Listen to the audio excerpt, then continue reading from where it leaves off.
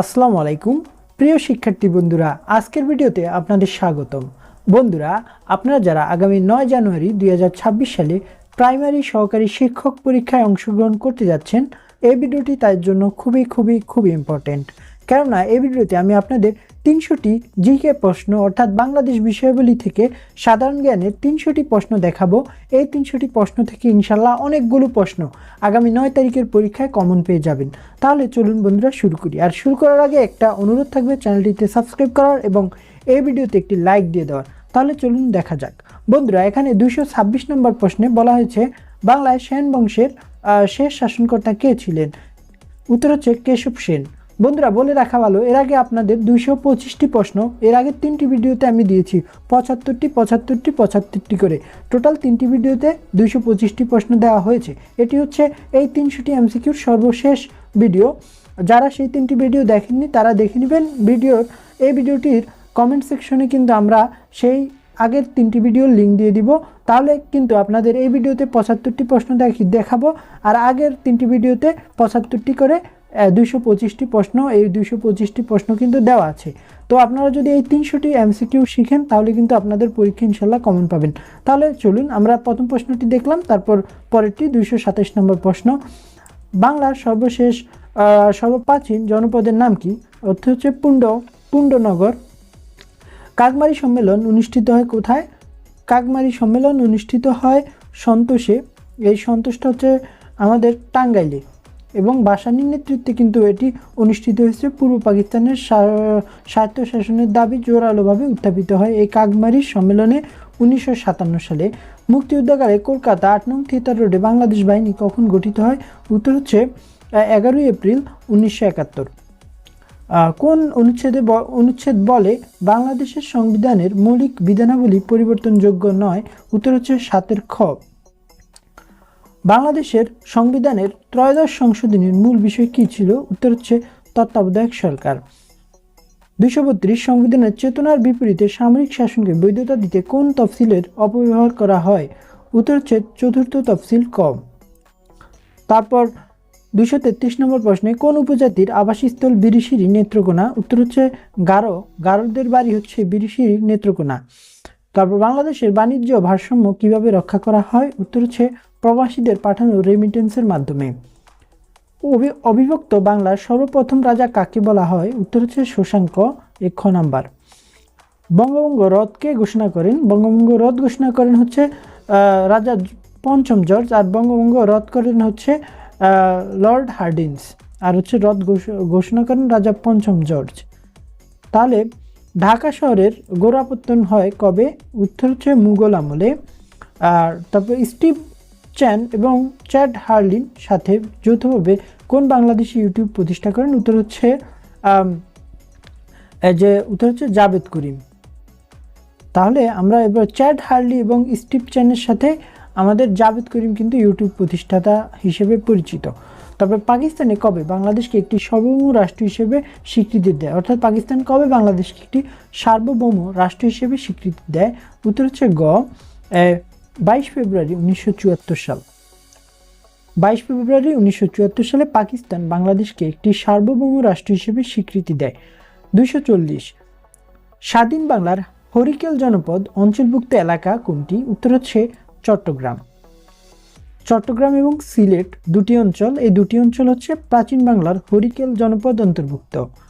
241 নং প্রশ্ন, নিচের মুঘল সম্রাটের মধ্যে কে প্রথম আত্মজীবনী লিখেছেন? উত্তর হচ্ছে খ বাবর। মুঘল সাম্রাজ্যের প্রতিষ্ঠাতা জহিরুদ্দিন মোহাম্মদ বাবর তার আত্মজীবনী তুজুকি বাবরি বাবরনামা রচনা করেন। এটি চাকতাই তুর্কি ভাষায় লেখা, অর্থাৎ তুর্কি ভাষায় লেখা এই আমাদের বাবরনামা মুঘল সম্রাট জহিরুদ্দিন বাবরের লেখা।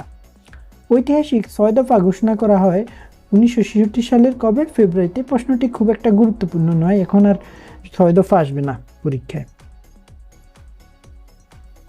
এই মুজিবনগরও বাদ। তারপর 244 নং প্রশ্নে বলা হয়েছে কিসের ভিত্তিতে পূর্ব বাংলার ভাষা আন্দোলন হয়েছিল? উত্তর হচ্ছে বাঙালি জাতীয়তাবাদ।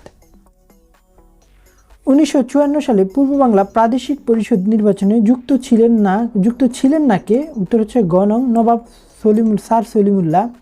জুম চাষ হয় কবে? উত্তর হচ্ছে খাগড়াছড়িতে। চাকমা জনগোষ্ঠীর লোক সংখ্যা সর্বাধিক কোথায়? উত্তর হচ্ছে রাঙ্গামাটি জেলায় সর্বাধিক। বাংলাদেশের প্রথম আদমশুমারি হয় কবে? 1974 সালে।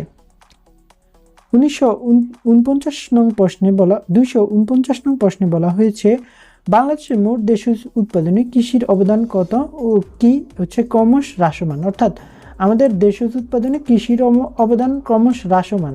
শিল্পের অবদান কিন্তু দিন দিন বাড়ছে এবং কৃষির অবদান দিন দিন কমছে। তাহলে বাংলাদেশের অন্যতম বিশেষায়িত ব্যাংক কোনটি? উত্তর হচ্ছে বাংলাদেশ কৃষি ব্যাংক। 251 নং প্রশ্নে বলা হয়েছে গণপ্রজাতন্ত্রী বাংলাদেশের সংবিধানের কোন ধারায় সকল নাগরিককে আইনি দৃষ্টিতে সমতার কথা বলা হয়েছে? উত্তর হচ্ছে 27 নং ধারা। তারপর 253 নং প্রশ্নে বলা হয়েছে বাংলাদেশের বিদ্যুৎ উৎপাদনে জ্বালানি হিসেবে সর্বাধিক ব্যবহৃত হয় কি? সর্বাধিক ব্যবহৃত হয় হচ্ছে প্রাকৃতিক গ্যাস। গণপ্রজাতন্ত্রী বাংলাদেশের সংবিধান মতে প্রধান নির্বাচন কমিশনারের নিয়োগের মেয়াদকাল কত বছর? 5 বছর। দেশের কোনো এলাকাতেই ভোটার হননি এমন ব্যক্তি সংসদ নির্বাচনে গ কোনো ক্রমেই প্রার্থী হতে পারবেন না।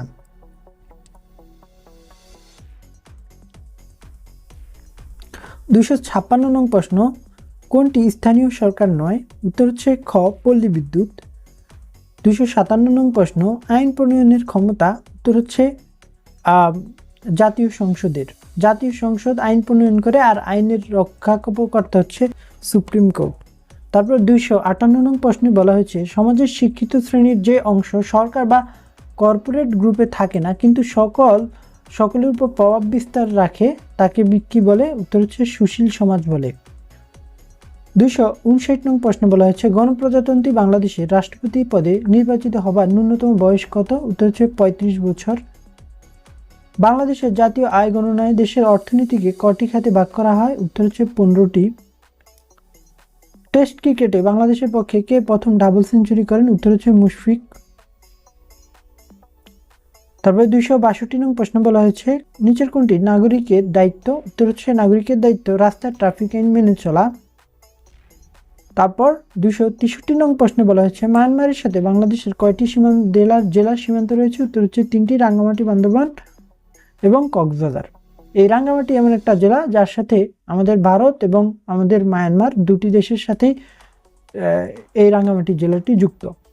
তারপর 264 নং প্রশ্নে বলা হয়েছে পার্বত্য চট্টগ্রাম শান্তি চুক্তি কত সালে স্বাক্ষরিত হয়?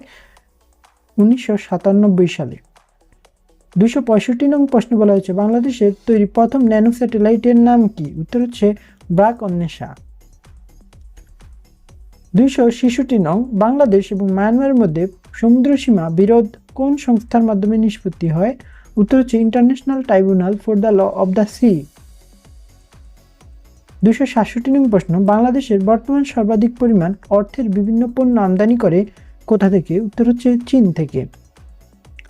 268 নং প্রশ্ন পূর্ববঙ্গ ও আসাম প্রদেশ গঠনকালে ব্রিটিশ ভারতের গভর্নর জেনারেল ও ভাইসরয় ছিলেন কে?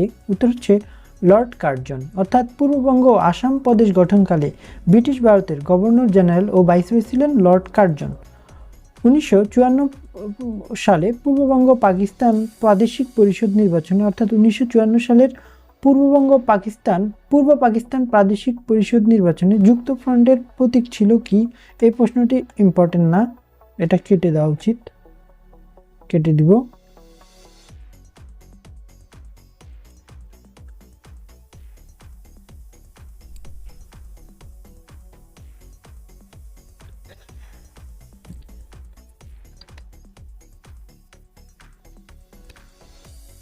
এটাও ইম্পর্টেন্ট না, এটাও ইম্পর্টেন্ট না, এই প্রশ্নগুলো ইম্পর্টেন্ট না।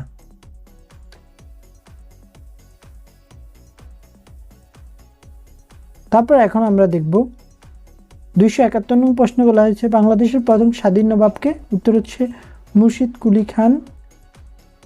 তারপর 272 নম্বর প্রশ্ন বলা হয়েছে আলুর একটি উন্নত জাত কি? বা আলুর একটি জাত হচ্ছে ডায়মন্ড। তারপর বাংলাদেশের সবচেয়ে বেশি উৎপাদিত হয় কি? উত্তর হচ্ছে বোরো ধান বাংলাদেশে সবচেয়ে বেশি উৎপাদিত হয়। তারপর 274 নং প্রশ্নে বলা হয়েছে প্রধান বীজ উৎপাদনকারী সংস্থা কি? BADC, Bangladesh agriculture development corporation. 276 নং প্রশ্নে বলা হয়েছে সরকারি হিসেব মতে বাংলাদেশের গড় আয়ু কত? এটা হচ্ছে 72.6। বাংলাদেশিদের গড় আয়ু 72.6 সর্বাধিক। তারপরে 281 নং প্রশ্নে বাংলাদেশের তৈরি জাহাজ স্টেলা মেরিস কোথায় রপ্তানি করা হয়? উত্তর হচ্ছে ডেনমার্ক। এই প্রশ্নটি ইম্পর্টেন্ট। তারপর হচ্ছে আমাদের ডেনমার্ক হচ্ছে প্রথম জাহাজ রপ্তানি করা হয়। তারপর বেনাপোল স্থলবন্দর সংলগ্ন ভারতীয় স্থলবন্দর কোনটি? উত্তর হচ্ছে পেট্রোপোল হচ্ছে বেনাপোল সংলগ্ন স্থান বা ভারতের স্থলবন্দর। এই পেট্রাপোলটা, হ্যাঁ, বেনাপোলের সংলগ্ন ভারতীয় স্থলবন্দরের নাম হচ্ছে পেট্রাপোল। তারপর বাংলাদেশের সরকারি ইপিজেড সংখ্যা হচ্ছে 8টি। বাংলাদেশের মোট ইপিজেড হচ্ছে 10টি, এর মধ্যে সরকারি 8টি, বেসরকারি 2টি। বাংলাদেশের সবচেয়ে বেশি রপ্তানি করে বাংলাদেশের সবচেয়ে বেশি রপ্তানি করে হচ্ছে কোন দেশ? বাংলাদেশের সবচেয়ে বেশি রপ্তানি করে হচ্ছে চীন, আর বাংলাদেশ সবচেয়ে বেশি রপ্তানি করে যুক্তরাষ্ট্রে। তাহলে 285 নং প্রশ্নে বলা হয়েছে বাংলাদেশের প্রথম মোবাইল ব্যাংকিং শুরু হয় কবে? উত্তর হচ্ছে শুরু করে কে? বাংলাদেশের প্রথম মোবাইল ব্যাংকিং শুরু করে কে? উত্তর হচ্ছে ডাচ বাংলা ব্যাংক। তারপর 286 নং প্রশ্নে বলা হয়েছে ট্যারিফ কমিশন কোন মন্ত্রণালয়ের অধীনে? উত্তর হচ্ছে ক, বাণিজ্য মন্ত্রণালয়। তারপর 287 নং প্রশ্নে বলা হয়েছে বাংলাদেশের কোন জাতীয় সংসদে প্রধানমন্ত্রী প্রশ্নোত্তর পর্ব চালু করেন? সপ্তম জাতীয় সংসদে। 288 নং প্রশ্নে বলা হয়েছে মাত্র একটি সংসদীয় আসন কোথায়? রাঙ্গামাটি জেলা। এই যে আমাদের রাঙ্গামাটি জেলা, রাঙ্গামাটি, খাগড়াছড়ি এবং বান্দরবান, এই 3টি জেলাতেই একটি করে সংসদীয় আসন। 289 নং প্রশ্নে বলা হয়েছে বাংলাদেশের মুক্তিযুদ্ধের পটভূমিকায় নির্মিত ধীরে বয়ে মেঘনা চলচ্চিত্রের নির্মাতা কে? উত্তর হচ্ছে আলমগীর কবির। জাতীয় সংসদে কাস্টিং বোর্ড কি? স্পিকার বোর্ডকে কাস্টিং বোর্ড বলা হয়। যখন বোর্ড সংখ্যা সমান হয়ে যায় তখন স্পিকার বোর্ড দেন, আর সেটা হলো কাস্টিং বোর্ড। তারপর NILG এর পূর্ণরূপ কি? NILG এর পূর্ণরূপ হচ্ছে ন্যাশনাল ইনস্টিটিউট লোকাল গভর্নমেন্ট। বাংলাদেশের সিভিল সার্ভিসের ক্যাডার সংখ্যা কত? উত্তর হচ্ছে 26। সংবিধানের কোন অনুচ্ছেদে সরকারি কর্ম কমিশন গঠনের উল্লেখ রয়েছে? হচ্ছে 137। অবস্থান অনুসারে বাংলাদেশের টারশিয়ারি পাহাড়কে কয় ভাগে ভাগ করা যায়? উত্তর হচ্ছে 2 ভাগে। বাংলাদেশের টারশিয়ারি যুগের পাহাড়সমূহকে 2 ভাগে ভাগ করা যায়, দক্ষিণ পূর্বাঞ্চলের পাহাড়সমূহ এবং উত্তর পূর্বাঞ্চলের পাহাড়সমূহ। এই দক্ষিণ পূর্বাঞ্চলের পাহাড়সমূহ হচ্ছে পার্বত্য চট্টগ্রাম নিয়ে গঠিত, আর হচ্ছে আমাদের উত্তর পূর্বাঞ্চলের পাহাড়সমূহ, উত্তর ও উত্তর পূর্বাঞ্চলের পাহাড়সমূহ হচ্ছে পঞ্চগড় এবং সিলেটের পাহাড়সমূহ। তবে বাংলাদেশের স্বীকৃতিদানকারী প্রথম অনারব মুসলিম দেশ কোনটি? বাংলাদেশকে স্বীকৃতিদানকারী প্রথম অনারব মুসলিম দেশ হচ্ছে সেনেগাল। 1972 সালের 1 ফেব্রুয়ারি কিন্তু প্রথম আফ্রিকান এবং প্রথম অনারব মুসলিম দেশ হিসেবে বাংলাদেশকে স্বীকৃতি দেয়। মালয়েশিয়া এবং ইন্দোনেশিয়া বাংলাদেশকে 25 ফেব্রুয়ারি 1972 সালে স্বীকৃতি দেয়। তো এই ইনফরমেশনগুলো খুবই ইম্পর্টেন্ট, এটা মনে রাখতে হবে। 298 নং প্রশ্নে বলা হয়েছে বাঙালি জাতির প্রধান অংশ কোন মূল জাতিগোষ্ঠীর অন্তর্ভুক্ত? উত্তর হচ্ছে অস্ট্রিক জাতিগোষ্ঠীর অন্তর্ভুক্ত। তারপরে নম্বর প্রশ্ন বলা হয়েছে 299 নং প্রশ্ন বাংলার সর্বপ্রাচীন জনপদ কোনটি? পুণ্ডনগর বা মহিস্থানগড়। তারপর হচ্ছে বাংলাদেশে বাংলা অর্থাৎ দেশ ও ভাষা নামের উৎপত্তির বিষয়টি কোন গ্রন্থে সর্বপ্রথম বা সর্বাধিক উল্লেখিত হয়েছে? উত্তর হচ্ছে আইনি আকবরী গ্রন্থে সর্বাধিক উল্লেখিত হয়েছে। 301 নং প্রশ্ন ঢাকার লালবাগ দুর্গ নির্মাণ করেন কে? উত্তর হচ্ছে শায়েস্তা খান। আর বাংলার 76 মন্বন্তরের সময়কাল কত? উত্তর হচ্ছে 1770, এটা হচ্ছে 1176 সালে হয়েছে, আর ইংরেজিতে 1770। সর্বদলীয় কেন্দ্রীয় রাষ্ট্রভাষা সংগ্রাম পরিষদ গঠিত হয় কবে? উত্তর হচ্ছে 31 জানুয়ারি 1952। 6 দফা পেশ করে, এটা ইম্পর্টেন্ট না, এটা কেটে দিব।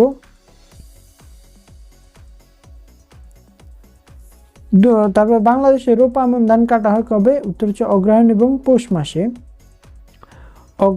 এবং পৌষ মাসে রোপা আমন ধান কাটা হয়।